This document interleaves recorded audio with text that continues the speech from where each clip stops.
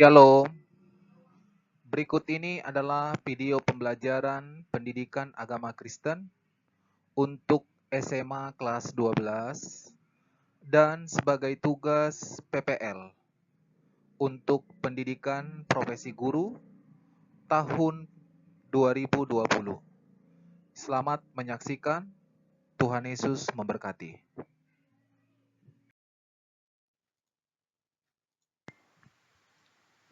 Shalom, selamat pagi anak-anakku sekalian. Senang berjumpa kembali dalam materi kita hari ini dalam pembelajaran pendidikan agama Kristen dan budi pekerti.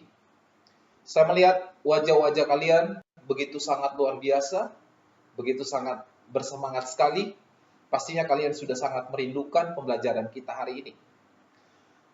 Adapun materi kita dalam pertemuan hari ini anak-anakku sekalian, yaitu mengenai multikultur adalah pemberian Allah. Sebelum lebih jauh kita membahas untuk topik ini, Bapak minta semuanya untuk menyatukan hati. Kita berdoa menyerahkan pembelajaran hari ini ke dalam tangan pimpinan Tuhan. Sehingga dalam proses pembelajaran kita dari awal sampai berakhir, semua dipimpin oleh Yang Maha Kuasa. Satukan hati kita berdoa. Bapa di surga, kami bersyukur di pagi hari ini buat kasih setia dan anugerah Tuhan yang luar biasa, menyertai dan memimpin menolong kami. Hari ini kami mau belajar, yaitu multikultur adalah pemberian Allah. Tolonglah kami beri hikmat, berikan kami kekuatan, sehingga apa yang kami pahami, membawa kami semakin mengenal dan mensyukuri segala anugerah dan pemberian-Mu dalam hidup kami. Terpujilah nama-Mu Bapa, dalam nama Tuhan Yesus Kristus kami berdoa. Amin. Amin. Terima kasih untuk anak-anakku sekalian, untuk memastikan kita semua mengikuti pembelajaran ini. Bapak mau absen semuanya ya. Oke, semua hadir dalam pembelajaran hari ini. Terima kasih untuk semangat yang luar biasa dari kalian. Kita akan mengikuti pembelajaran hari ini dengan serius, dengan sungguh-sungguh. Adapun topik yang tadi sudah Bapak sampaikan, materi kita hari ini adalah multikultur adalah pemberian Allah.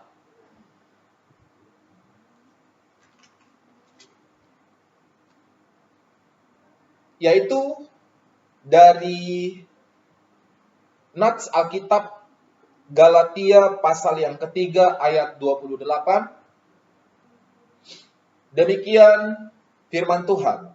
Dalam hal ini tidak lagi diadakan perbedaan antara orang Yahudi dan orang bukan Yahudi, antara hamba dan orang bebas, antara laki-laki dan perempuan. Saudara semuanya satu karena Kristus Yesus. Itu dari kitab Galatia pasal 3 ayat 28. Satu ayat lagi dari kitab Kolose pasal yang ketiga ayat 11. Sebagai akibat daripada itu, lenyaplah segala perbedaan-perbedaan antara orang Yahudi dan bukan Yahudi, orang bersunat dan orang yang tidak bersunat. Tidak ada lagi perbedaan antara orang asing dan orang biadab, antara hamba dan orang bebas, sebab Kristus adalah segala-galanya dan Ia bersatu dengan mereka semuanya. Itu menjadi ayat pendukung dari materi kita hari ini anak-anakku sekalian mengenai multikultur adalah pemberian Allah. Topik ini akan kita bahas di dalam slide presentasi hari ini. Kalian boleh simak dengan sungguh-sungguh, dengan serius. Nanti ada beberapa hal yang akan kalian amati dan simak. Terima kasih. Ya, seperti yang kita sudah dengarkan, ayat Alkitab, bahan Alkitab dari Galatia 3 ayat 28, juga Kolose 3 ayat 11, bahwa dalam perbedaan itu kita semua adalah satu. Jadi, jelas Alkitab mencatat bahwa tidak ada lagi perbedaan. Coba amati gambar yang ada di slide ini. Dari beberapa tangan yang ada di sini, kamu lihat ada perbedaan. Ada warna tangan yang agak hitam, mungkin dalam pikiran kita sudah tahu, ini kira-kira orang mana. Tapi mereka satu di dalam Alkitab. Sebagaimana topik kita berkata, multikultur adalah pemberian Allah. Bahan Alkitab dari Galatia 3 ayat 28 dan Kolose 3 ayat 11, sebagaimana tadi sudah dibacakan sebagai pendahulu kita dalam pembelajaran hari ini. Kemudian, perhatikan tujuan pembelajaran kita hari ini. Yang pertama, kita harus mensyukuri pemberian Allah dalam kehadiran multikultur di Indonesia. Artinya, multikultur yang ada di Indonesia, keragaman budaya, suku, bahasa, adat istiadat, tidak menjadi pemisah antara satu dengan yang lain. Justru kita harus syukuri keberadaan yang ada ini. Lalu, yang kedua adalah menunjukkan sikap dan perilaku yang menghargai multikultur. Sikap perilaku menghargai. Karena terjalinnya sebuah perbedaan untuk bersatu, kalau kita memiliki sikap dan perilaku bisa menghargai orang yang berbeda dengan kita. Kemudian yang ketiga adalah kita harus bisa menjelaskan pengertian multikulturalisme. Nanti dalam materi-materi selanjutnya, jelas pengertian multikultur dan multikulturalisme itu apa. Yang keempat adalah kita bisa menilai diri kita sendiri, apakah saya memiliki kesadaran multikultur. Artinya, sampai ke level ini, kita sadar bahwa kita memiliki kesadaran akan multikultur. Artinya, kita hidup di lingkungan kita mungkin, di keluarga kita mungkin, atau di bangsa kita terlebih besar, kita tidak hidup dengan satu agama, satu suku, satu budaya, tapi kita ada perbedaan. Itu pertama kita harus sadari hal itu. Kemudian yang kelima adalah menganalisis kembali nilai-nilai multikultur. Yang keenam, menjelaskan proyek yang diberikan dengan kehidupan multikultur. Nanti ada proyek kecil yang kalian harus buat mengenai pengaplikasian, praktek wujud daripada kita bisa mencerminkan hidup menghargai multikultur itu sendiri. Lalu yang kemudian mencari dari berbagai sumber mengenai multikulturalisme, kemudian menjelaskan pengertian multikulturalisme, serta mendiskusikan cara mensyukuri multikulturalisme itu. Dalam poin yang ketujuh tidak mudah, tapi kita harus rumuskan bagaimana sih usaha upaya kita bisa mensyukuri keberagaman, perbedaan yang ada itu. Lalu kita masuk ke poin yang ke-8, menyusun tulisan pendek mengenai multikulturalisme di Indonesia. Ini hampir sama dengan membuat sebuah pemikiran kita tentang multikulturalisme di Indonesia. Lalu yang terakhir adalah mempresentasikan poin-poin atau pokok-pokok penting menyangkut nilai-nilai multikultur yang dapat dimanfaatkan dalam rangka memperkuat kesatuan umat Kristen secara khusus di bangsa Indonesia. Lalu perhatikan,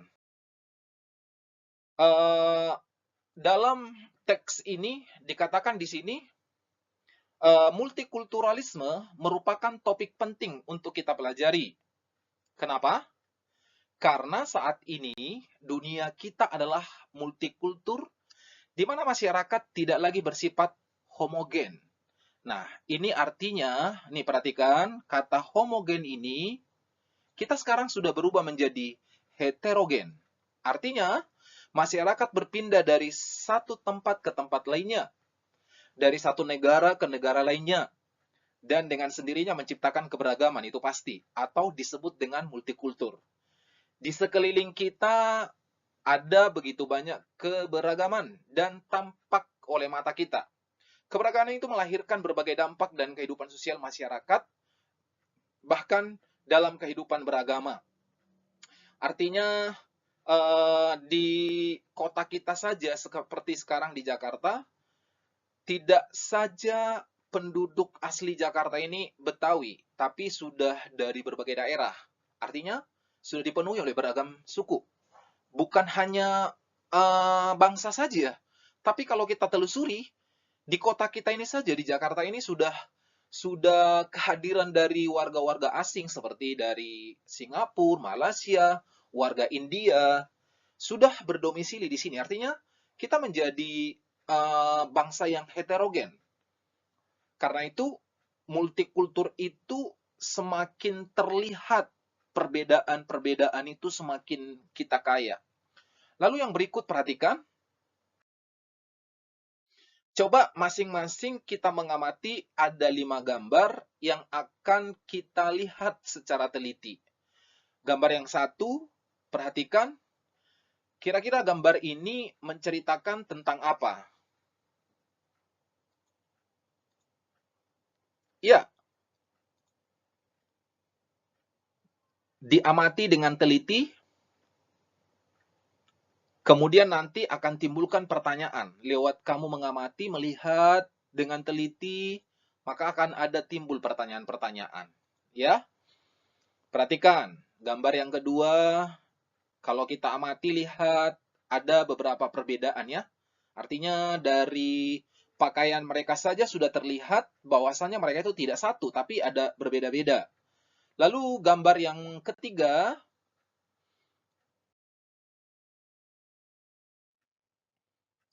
perhatikan. Di sini juga ada satu perbedaan, tapi ada moto mereka, slogan mereka yaitu Bhinneka Tunggal Ika. Sudah tahu pastinya Bhinneka Tunggal Ika ini adalah satu moto yang dibuat oleh pendiri bangsa kita karena melihat letak geografis bangsa kita Indonesia terdiri dari ribuan pulau, bahkan terdiri dari ratusan suku. Karena itu kalau memang tidak dibuat satu moto, satu slogan, pastinya nanti akan terjadi konflik, terjadi perpecahan, terjadi permusuhan. Karena itulah slogan Bhinneka Tunggal Ika, berbeda-beda tetap satu, itu adalah tujuan pendiri kita supaya bangsa kita ini tetap kuat dan kokoh. Kemudian coba perhatikan gambar yang keempat ini. Ya, multikulturalisme. Lihat ya, dari topi mereka ada yang menggunakan peci, ada yang biasa saja. Mungkin dari sini kita bisa mengamati, oh mereka ini sepertinya berbeda agama, berbeda kepercayaan. Tapi kok bisa satu?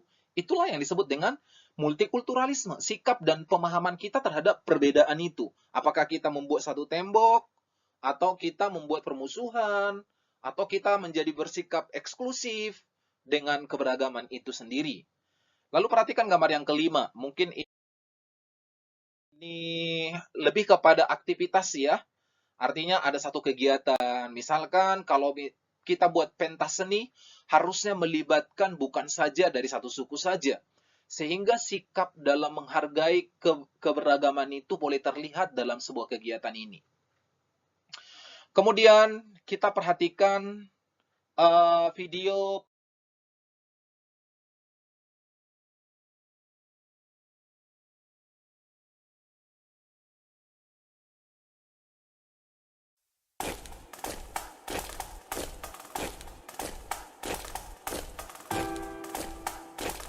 Saudaraku, saya Indonesia.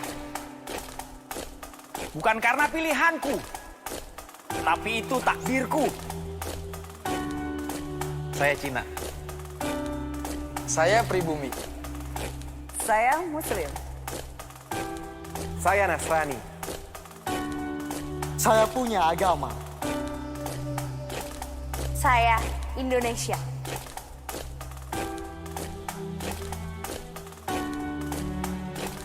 Coba buka lembaran sejarahmu. Carikan saya fakta kalau kita tidak majemuk. Kehadiran tidak pernah untuk mengancammu. Tanah ini diizinkan untuk diinjak oleh perbedaan. Perbedaan budaya, Perbedaan warna kulit, perbedaan kepercayaan. Jadi, jangan rekat aku dengan paksa, tapi terima aku dengan rasa. Saya menolak untuk diamkan. Ketidakadilan yang dibiasakan.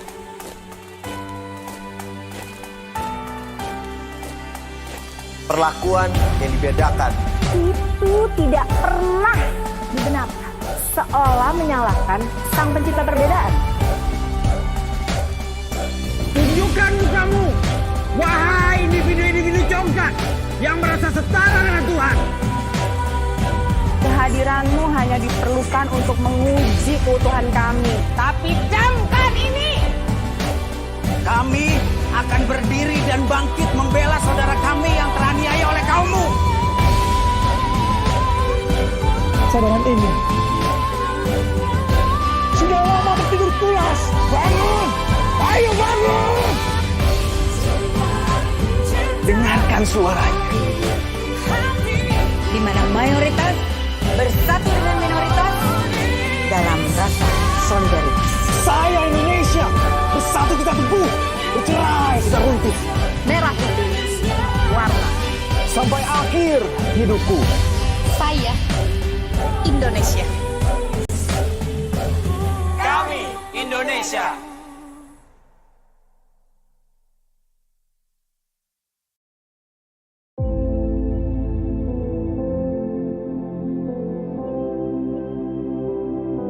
Kita beda, kita sama.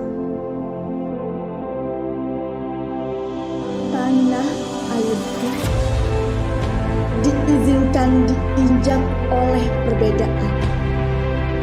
Perbedaan kepercayaan, perbedaan budaya dan bahasa. Saya menentang untuk didiamkan. Ketidakadilan yang dibiasakan. Tak ada rasa kebersamaan yang dirasakan. Tak ada kebersamaan yang dibiasakan. Perlakuan yang dibedakan itu saja. Kita satu. Tetesan darah berwarna merah. Helaian rambut sama hitam. Walau perbedaan itu nyata. Antara si kaya dan si miskin. Antara pejabat dan rakyat, kita tetap satu karena kita saling membutuhkan. Dalam suatu tawa, dalam suatu luka, dalam suatu renungan yang tersekap oleh keberagaman dan mengikut indahnya perbedaan, seperti sebuah alunan akan sebuah perpaduan. Dari dua sisi mata Garuda, berdiri sama tinggi, duduk sama rendah. Kita harus merajut kebersamaan untuk saling mengenal dan saling melengkapi. Karena kita Indonesia, Bhinneka Tunggal Ika.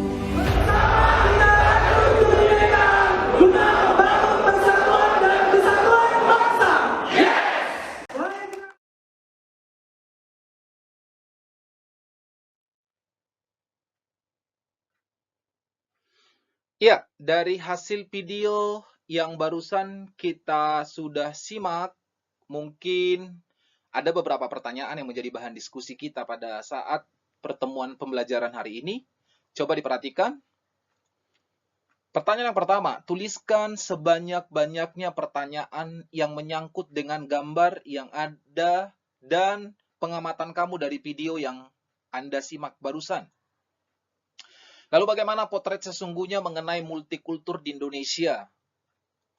Kemudian bagaimana sikap Anda berhadapan dan memperlakukan terhadap perlakuan ketidakadilan seperti yang disuarakan pada video di atas. Lalu kemudian perhatikan, coba ceritakan pengalaman kamu selama ini berada di tengah-tengah multikultur. Artinya bagaimana sih pengalaman kamu ketika kamu berpapasan, berhadapan dengan orang-orang yang berbeda dengan kamu, mungkin berbeda dengan budayanya, adatnya, bahasanya. Lalu selama ini bagaimana sih perasaanmu? Apakah kamu ngerasa merasa ada satu seperti tersisihkan dari mereka, atau kamu merasa tidak nyaman? Itu kamu boleh nanti ungkapkan, tuliskan dalam sebuah catatan kamu sendiri mengenai hasil pengamatan kamu, lalu kamu tarik kepada diri kamu sendiri. Lalu kemudian tuliskan hal-hal penting yang menarik dari video di atas. Itu yang penting. Apa yang menarik? Misalkan seperti yang tadi dalam video itu dikatakan, saya tidak rela. Rela maksudnya tidak rela apa? Rela diperlakukan tidak adil. Artinya saya tidak mau diamkan. Artinya dia menuntut bahwasanya jangan diperlakukan minoritas sesuatu yang diperlakukan dengan semena-mena. Artinya tetap diperlakukan dengan sama. Lalu yang berikut adalah bagaimana sikap yang benar yang harus dimiliki oleh remaja Kristen di tengah-tengah situasi multikultur. Itu yang menjadi topik pembahasan diskusi kamu sendiri. Coba nanti amati dari hasil gambar tadi dan video itu, kamu nanti simpulkan, lalu nanti dipresentasikan dalam waktu 15 menit. Ya, dalam waktu 15 menit setelah kamu menyimpulkan hasil pengamatan kamu terhadap gambar dan terhadap kedua video tersebut, lalu kamu tuliskan, setelah itu nanti presentasikan. Teman-temanmu yang lain akan memberikan komentar perihal video tersebut.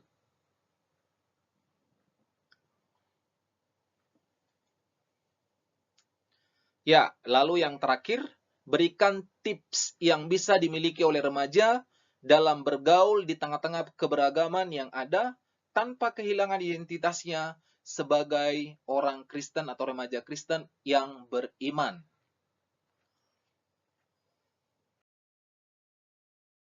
Ya, setelah selesai hasil diskusi itu, coba kembali Bapak mau menarik sebuah materi-materi pembelajaran ini dalam sebuah pengamatan tentang gambar ini. Lihat gambar di layar, di slide kamu. Ini adalah potret Taman Mini Indonesia Indah. Kalau kamu yang udah pernah ke sana pasti tahu bahwa Taman Mini Indonesia Indah ini adalah miniatur Indonesia, di mana di dalamnya, kalau lihat gambar kedua ini, di dalamnya itu ada museum, anjungan daerah, ada bangunan-bangunan utama, bahkan ada rumah ibadah semua agama yang sah di negara kita ya. Artinya ketika kamu masuk ke Taman Mini, kamu nanti boleh masuk ke rumah ibadah, misalkan rumah ibadah agama Buddha, atau ke rumah ibadah agama Muslim, tanpa ada larangan. Artinya itu satu potret bahwa Taman Mini Indonesia Indah itu menggambarkan kita yang beragam berbeda ini, tapi kita jadi satu, yaitu bangsa Indonesia. Itu yang perlu, sikap yang perlu kita bangun, kita tanam di dalam diri kita. Lalu perhatikan istilah penting mengenai multikultur. Kalau ketika tadi kamu lihat gambaran potret dari gambar, dari video-video tadi, lalu apa sih multikultur itu?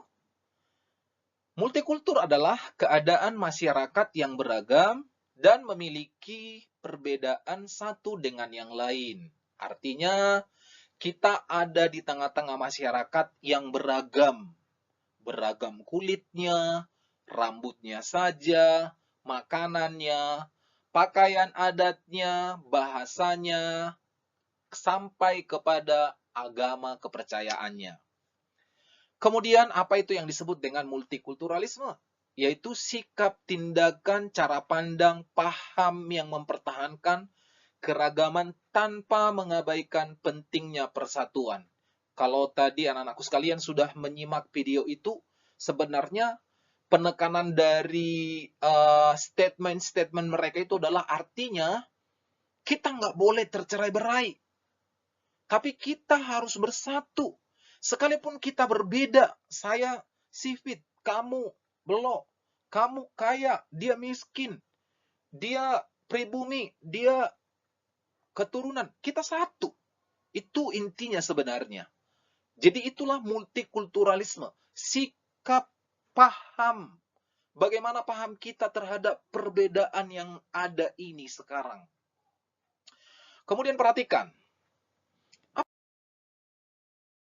kata Alkitab mengenai multikulturalisme? Multikultur menurut Alkitab, ya, coba perhatikan gambar ini. Kalau kamu lihat, wah, kayaknya menara yang gagal dibangun. Ya, betul. Dalam perjanjian lama, menara ini disebut dengan Menara Babel.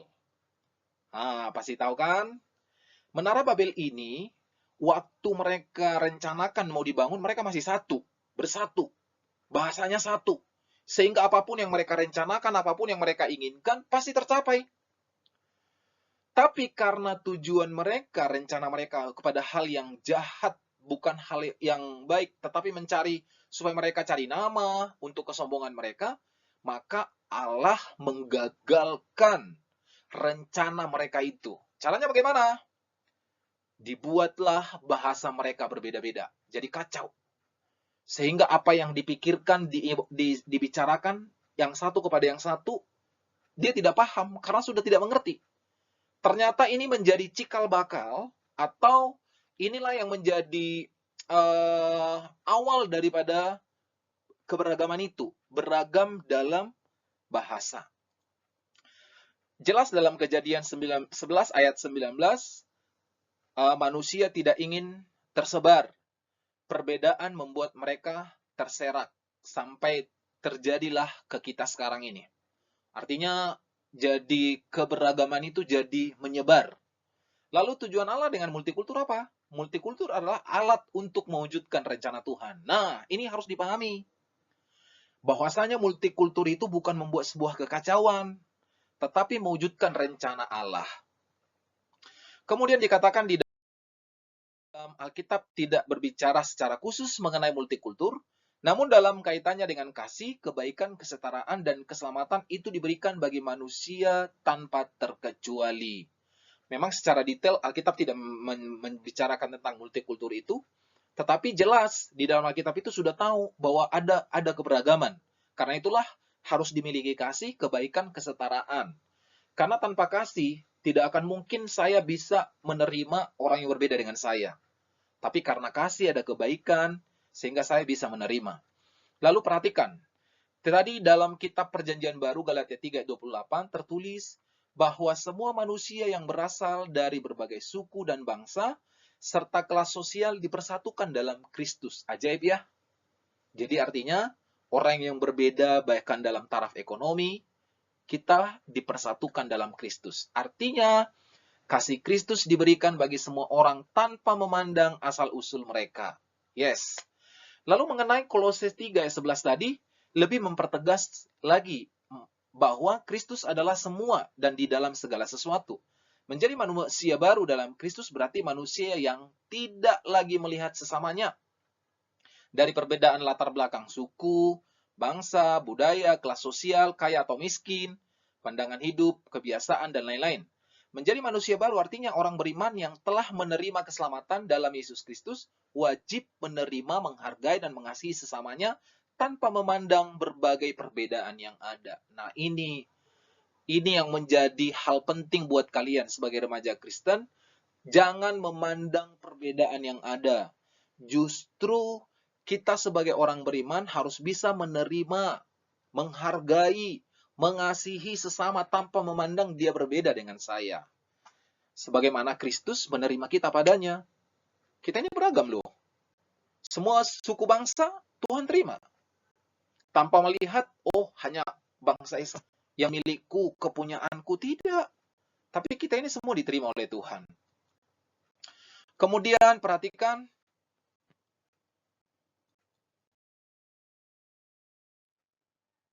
multikultur di dalam kekristenan. Jelas di sini juga tidak jauh beda dengan pandangan Alkitab mengenai multikultur dalam kekristenan. Kembali seperti tangan ini, perhatikan peristiwa Pentakosta. Itu di dalam kitab Kisah Para Rasul 2, 3.000 orang yang berkumpul di sana itu bukan dari satu negeri, tapi mereka dari berbagai negeri datang berkumpul di sana. Itu juga adalah multikultur yang bisa kita lihat, mereka bisa satu karena kasih Kristus. Satu di dalam Kristus, tidak dibatasi sekat budaya, entah dia mau Yunani atau Yahudi, dia bersunat atau tidak, barbar atau Skit, budak atau merdeka. Itulah makanya di Amanat Agung Matius 28 ayat 19 sampai 20 berkata, pergilah, jadikanlah semua bangsa. Kata semua bangsa ini berarti tanpa memandang siapapun dia. Oke, beberapa sikap yang harus kita hindari dalam membangun masyarakat multikultur. Ada yang pertama, primordialisme, perasaan kesukuan yang berlebihan. Ini nggak boleh. Hampir sama dengan diskriminatif. Artinya sikap yang membeda-bedakan perlakuan terhadap sama warga. Artinya dia lebih hormat, lebih mengasihi sukunya sendiri. Itu juga nggak boleh.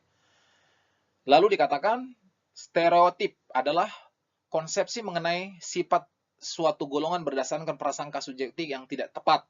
Indonesia memang memiliki keragaman suku bangsa dan masing-masing suku bangsa memiliki ciri khas. Tidak tepat apabila perbedaan itu kita besar-besarkan sehingga bentuk sebuah kebencian. Artinya nggak boleh ketika kita mengamati kelemahan dari suku lain membuat kita jadi timbul sebuah kebencian. Lalu yang terakhir, yang perlu kita hindari supaya terbangun masyarakat multikultur yang rukun adalah etnosentrisme. Artinya, sikap atau pandangan yang berpangkal pada masyarakat kebudayaan itu sendiri. Biasanya disertai dengan sikap dan pandangan yang meremehkan masyarakat dan kebudayaan orang lain. Artinya, dia tidak memberikan sebuah penghargaan kepada budaya lain. Kalau ada hal yang perlu kita hindari, ada beberapa poin penting menyangkut multikultur yang dapat memperkuat persatuan umat Kristen yang perlu kita perhatikan. Pertama, menerima dan menghargai semua orang tanpa memandang berbagai perbedaan yang ada. Lalu yang kedua, menolong sesama serta menunjukkan solidaritas tanpa memandang latar belakang perbedaan. Yang ketiga, menghilangkan prasangka buruk terhadap suku, bangsa, budaya maupun kelas sosial tertentu, termasuk berbagai julukan. Lalu yang keempat, berpikir positif terhadap semua orang, namun tetap kritis. Artinya harus memiliki kemampuan menyaring berbagai perbedaan yang ada, sehingga tidak kehilangan identitas. Yang terakhir, menjadikan hukum kasih sebagai landasan dalam bergaul dengan sesama. Cara mensyukuri multikulturalisme ini yang penting. Kalau tadi dalam tujuan pembelajaran kita jelas dikatakan, sampai kita kepada titik ini. Apa yang kita lakukan? Pertama, merawat dan memelihara. Artinya jangan kita merusak, tapi kita harus merawat dan memelihara. Artinya beragam budaya tersebut hingga tetap menjadi bagian dari identitas bangsa Indonesia di masa kini, hingga masa yang akan datang. Indonesia dikenal dunia sebagai negara yang kaya karena kebudayaannya yang beragam. Oleh sebab itu, kita harus memandang keberagaman tersebut sebagai pemersatu, bukan pembeda.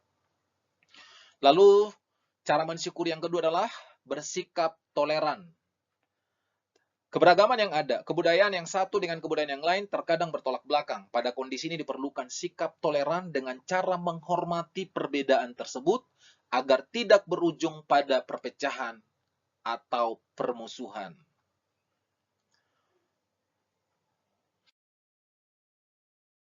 Memaknai kehidupan multikultur. Perhatikan, kita bisa menerima perbedaan dengan saling menghormati. Yes, kita boleh eksklusif di dalam iman, tapi harus inklusif dalam relasi sosial. Ingat, Bhinneka Tunggal Ika, perbedaan sebagai kekayaan, konsensus bersama kita adalah Pancasila. Lalu perhatikan, kita masuk di evaluasi. Jelaskan pengertian multikulturalisme. Kedua, bagaimana pandangan Alkitab mengenai kulturalisme? Ini kamu nanti catat, jawab, tuliskan dalam bukumu. Lalu sikap apa saja yang perlu diperhatikan oleh remaja Kristen dalam membina hubungan dengan orang yang berbeda? Ini juga penting. Lalu yang keempat, hal apa yang perlu dihindari dalam membina hubungan di tengah-tengah perbedaan? Sehingga terjadi yang namanya kesatuan. Lalu yang terakhir adalah, apa tujuan Tuhan menciptakan perbedaan? Ini kamu harus bisa dapatkan. Kemudian istilah lain dari masyarakat multikultural yaitu, lalu terakhir bagaimana cara mensyukuri multikulturalisme. Adapun kesimpulan dari semua apa yang kita sudah bahas, kita sudah simak melalui video dan gambar, maka Bapak menyimpulkan dengan materi seperti ini. Dari materi dan hasil diskusi mengenai materi kita hari ini, maka dapat disimpulkan bahwa pengertian multikulturalisme sudah kalian cari dari berbagai sumber, kemudian sudah menjelaskan pengertian multikulturalisme, serta kalian sudah mendiskusikan cara mensyukuri multikulturalisme itu sendiri. Kemudian kalian menyusun tulisan pendek mengenai multikulturalisme di Indonesia. Lalu bagian yang ketiga, kalian sudah mempresentasikan poin-poin atau pokok-pokok penting menyangkut nilai-nilai multikultur yang dapat dimanfaatkan dalam rangka memperkuat kesatuan umat Kristen secara khusus dan bangsa Indonesia. Lalu yang terakhir, dan sebagai ukuran kejujuran, pastinya kalian memiliki kesadaran multikultur, oleh karena itu terapkan dalam sikap hidup sebagai orang beriman.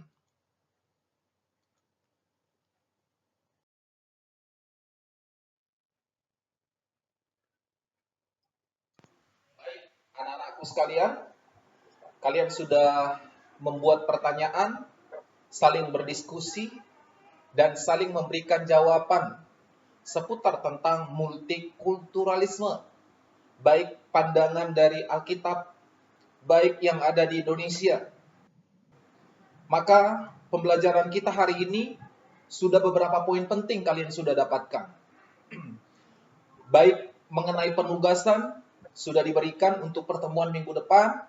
Silahkan anak-anakku sekalian mengerjakan dengan penuh tanggung jawab, dengan penuh kejujuran, dengan ketekunan yang sungguh-sungguh.